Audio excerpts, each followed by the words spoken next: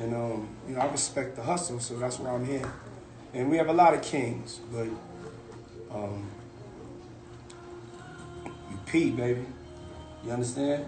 And so, we're gonna put some respect on the name and some love on it. And since I'm king in New York, Miami, and LA, I come with greetings from the other empires. Look, tap in, log in. Smoke a lot radio, we going all in. Tap in, log in. Smoke a lot radio, we going all in. Tap in, log in. Smoke a lot radio, we going all in. The squad making sure we all win. Smoke a lot radio, we going all in.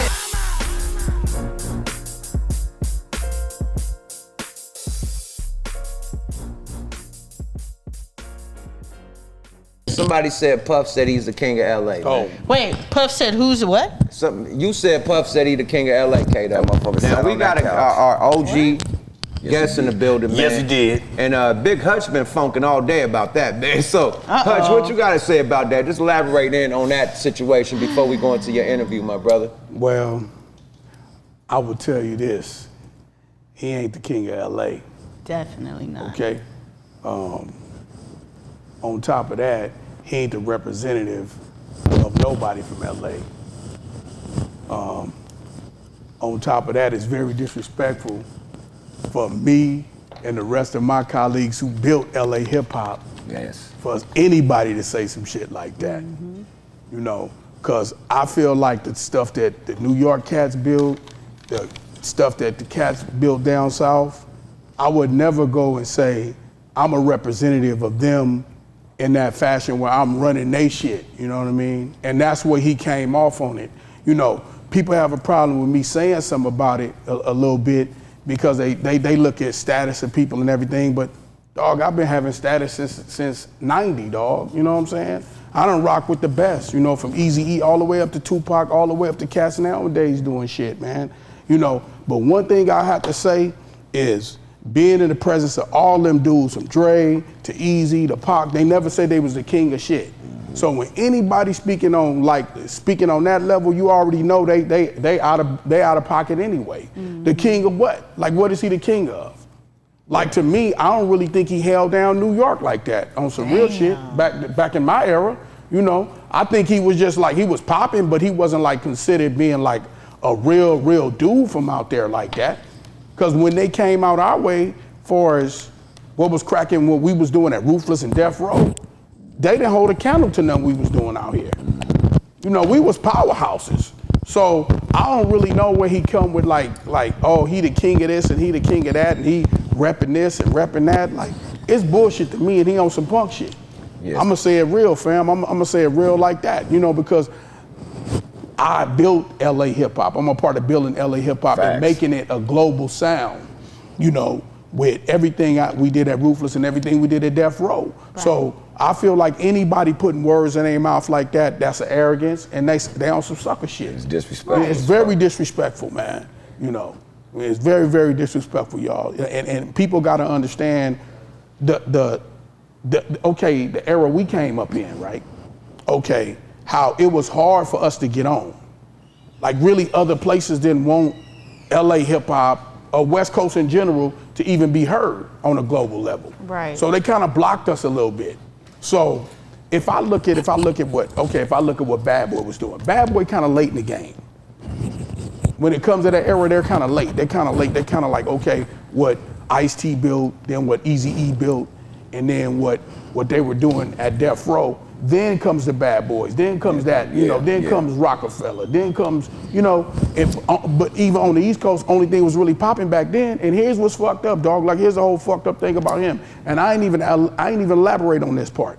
When them dudes was powerhouses, this dude was in the mailroom at Uptown Records. He was running coffee for Andre Harrell, rest in peace. Yep. You know what I mean? So for him to act like he's so ordained and everybody put him on point, that's disrespectful to the game for real. Because there's other cats that came out here like Russell Simmons had big respect for the West. He would never say that he the king of this and he represent you and prop himself up like that. That was my problem with it. Yeah. You propping yourself up on some shit like, okay, what has Puffy did to say he's representing us? on the West Coast on any level. He ain't never even had a West Coast He ain't artist. had a West Coast artist. He ain't even collaborated with no artist. It's like, okay, it's a major shit that he did. He never had a West Coast He ain't done nothing but did a mix on a Nipsey song. For him to even say You lying. He never had a West Coast artist? And ain't never been a Bad Boy West Coast artist. Where? Wow. Dre did more for the East Coast for East Coast artists than him. Well, he executive produced Nipsey last album. That don't mean nothing. But see, that don't make listen. Clout. He was a music supervisor. Let's get that correct. Which I thought was out of pocket anyway. Right. Because he could have came to Dre. He could have came to anybody. That's how you gonna make a song. I know what LA's supposed to sound like. When, nigga, when you know what LA sound like? See, we should have been in his ass when he said that. He not from LA. He ain't never represented LA on no level. If you know, at the end of the day, he didn't even really like to fuck around like out here. Biggie did. Loon wasn't from the West Coast. Loon ain't from LA. He from Harlem, but went to Beverly Hills High. Yeah, exactly. For a minute or something, but he from But Harlem. he from Schoolboy or something. He from Harlem. But New York. he was out here. Harlem, New He York. from Harlem, New York. And he went to Beverly Hills High with one of the Paris Cause your boy Hiltons or brought something. Loon, the dude that just passed on. Black Rob. Black Rob. That's Loon is his homeboy. They from Harlem. But Loon was out here in LA for a minute. But they from Harlem, they from New York. Semester with Paris Hilton. He didn't meet Loon in LA. He met that nigga in Harlem. There you go. Period. Because that's Black Rob partner. Right.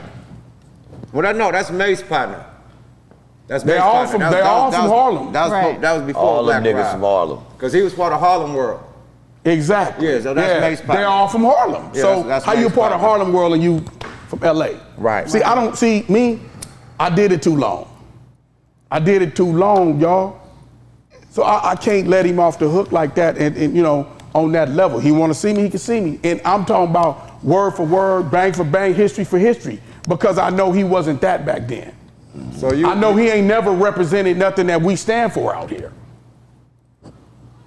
What's up, yo? I was about to say, so you feel like the goddamn bottles of Ciroc on the West Coast ain't shit. They ain't nothing to me. Right. You never was a Ciroc boy? I like Ciroc. I like Bad Boy stuff. I like the music they did. Right. But he's not the king of LA. He's done nothing for LA hip hop. Okay. He's never done nothing for LA hip hop. Now that's real. You gave him all his roses, but Came really out here and made said movies and what's the point? capitalized. You know what I mean? You fuck with Bad Boy music. I fuck with Bad Boy. But you ain't the king of LA, nigga. There you go. Period. You don't represent us. He don't represent us. He don't. When he go other places and he letting you know that we or whatever he said in that phrase, you don't represent us. You not from us. You ain't never did nothing to represent us. Huh? Any of his folks reached out to you yet? Nah, not yet. I know they want to. But let's keep in mind, a lot of people say things for clickbait, just to get things going, just to get people talking. So he could have just been using that as a derivative to basically So say check that. this out. So what I did on my live today, I did it for clickbait then too. Shut the fuck up. How about that? How about I say some real shit? Mama. How about people say some real shit for clickbait? Right. That's what I look at when people give me that cancel the excuse. fake shit culture. That's what I say. Since everybody want to do fake shit for clickbait, I'm gonna say some real shit for clickbait. Shut the fuck up, Puffy. How about that? Okay, besides that, I agree that he's not the king of the West. But as far as hip hop, Okay. do you feel he one of the hip hop kings? I think so. Okay. And He made his bones. He made his bones with Bad Boy. Bad Boy made they bones. Right. I ain't mad at that. Bad Boy made they bones. Def Jam made they bones. Ruthless made they bones. Death Row made they bones. Rap-A-Lot made they bones. I can't never see. I did it too long, but I know what you did in that era. So I ain't gonna let you out the gate. I'm not gonna let you out the gate like that. See, everybody want to rewrite history. Everybody, I don't never count nobody out of the history. Right. But it seems like they always do. I was this, I was that. Yeah. And I ain't dead, homie. It's a whole bunch of dudes that don't have a voice, but I do, and I ain't dead. I ain't in prison. So I'm not gonna discredit Bad Boy because I love what Bad Boy did for hip hop. Right. But at the same time, But at the stay in same your time, motherfucking lane. do you really respect? See, it's funny you say that, yo. I was talking. Let me land right quick on what I was saying. Not to cut you off. I was saying that I think he was saying that I'm a king in hip hop. And then whatever, I got houses on this coast, that coast, and wherever I go, Right. You know what I mean, I'm a fixture there. You know what I mean, I could make some power moves happen. To me, in my eyes, he is one of the hip hop kings, the Jay-Z's, the niggas that's in that $1 billion bracket, the Kanye's, the big boys. So he one of them boys, and but I think he was listen, speaking I on am that too. type of. Then I am too. I created G-Funk. I helped build Ruthless. I can't say that I'm that for New York though. Right. That's the point in all of it. Right. You know what I'm saying? That's the point. It's not the point that he didn't do nothing and he has no value. So then that's the point. It's like I can say that. See, that's the point. But See, what I can say that. said that he was the king of New York. I would guess with Kendrick saying it is more of a rap jab.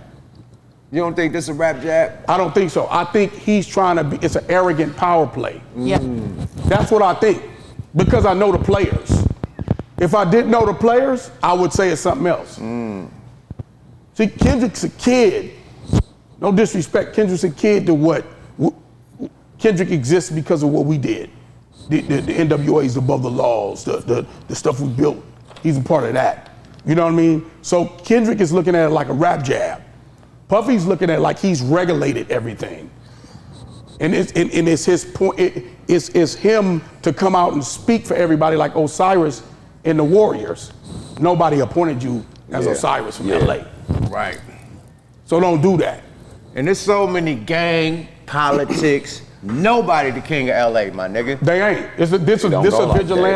This is a vigilante fucking world. This is vigilante world out here. And nobody, I don't care what the now you got toughest, kingpins. Don Dada. You got kingpins. You got kids and cats that ran their family and they ran their shit. Sets and shit. But you're not the king of the whole LA. It's not. South Central, Watts, Compton. There you go.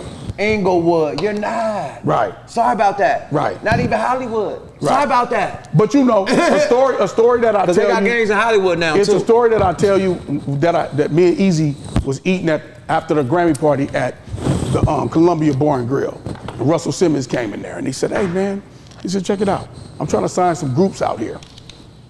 And he said, it's a particular group called South Central Cartel. Shout out to South Central Cartel, right? So he said, I just need your blessings to do it. So Easy kind of chuckled, we laughed, we wear it back and he chuckled. He said, hey man, you can do what you want to do. It's a free market out here. He said, no, you the king of LA. I gotta respect that. I'm from New York. So when it comes to that, that's what they gave us. Right, protocol. It was a protocol. All right. It wasn't just when it comes to that part, people from other places should respect that. Right. Because of how we labored, you know what I mean, and how we built the industry. People should respect that, yo. You know what I'm saying? Right. They should, man. Like I wouldn't do it to New York. I watch Jay and Dash. I would never disrespect them. I watch how hard they work. I would never disrespect them. Even if I had differences, they had differences with Pac. I would never disrespect what they built, man. So if you got $1 billion out this shit and you was in a Puffy position, you got the #1 liquor, right? You're doing your thing, you got, right. You know what I mean? Your artist was the hottest in the West Coast. Yep. You popping on the East Coast, you got shit and the goddamn, what's that shit where all the water was at? The Hamptons, yeah, you got shit in the Hamptons off the water, you got shit in Miami off Star Island and shit. Okay. You got shit in, you know what I mean? You got shit everywhere. When you go there, you the nigga. You know what I mean? You got all the executives and shit, they fuck with you, all the fashion designers, all that whoop whoop whoop, all the rappers, they fuck with you. Absolutely. Your kids is doing all types of movies and shit. Absolutely. Would you still say that? No, because in 1989 and 1990, Eazy-E was that, and I was with him every day. He was all that you talking about in 1990. Right. Okay? He was a Puffy in 1990. Facts. He fucked with every major record label from LA to New York. He could regulate anything in the city. His publicist was the biggest in Hollywood. His company was considered as the new Motown at that time. Everything we plaqued in 1990 was plaqued, gold and platinum, everything on the wall, Above the Law, DOC, Miss LA, NWA, Eazy-E, JJ Fad. Don't forget about Bob. No, that's before. I'm talking about 19. Listen, I'm talking about 1990. Talking about before. He was the equivalent of what a Puffy is right now in 1990. And guess what he was? A real motherfucker said, look, I'm just me. I'm not the king of nothing. I just run my own shit and this is how I do it. He don't have to be like that. I'm not trying to tell him what to be or how to be, but all of that money and all that shit that people say, all this shit suit people up. I've been around that shit in the beginning of my career, dog. These dudes was multimillionaires before they was multimillionaires and running big ass conglomerates before even people used the word conglomerate. Do you feel he said that shit because it ain't nobody to answer to? Absolutely. I absolutely feel that way.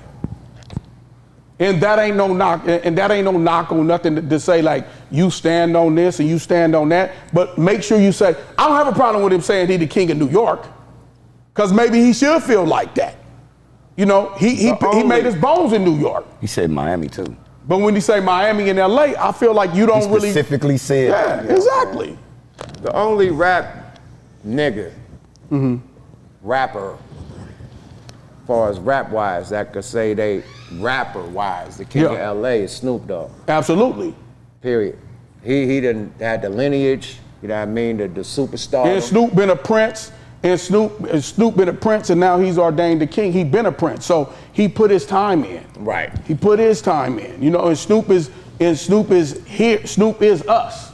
Yeah, you know? He's from y'all. Yeah. He's from Dre. He's from Easy. He's from Above the Law. The whole That's camp. right. He's from us. Yeah. On my mind.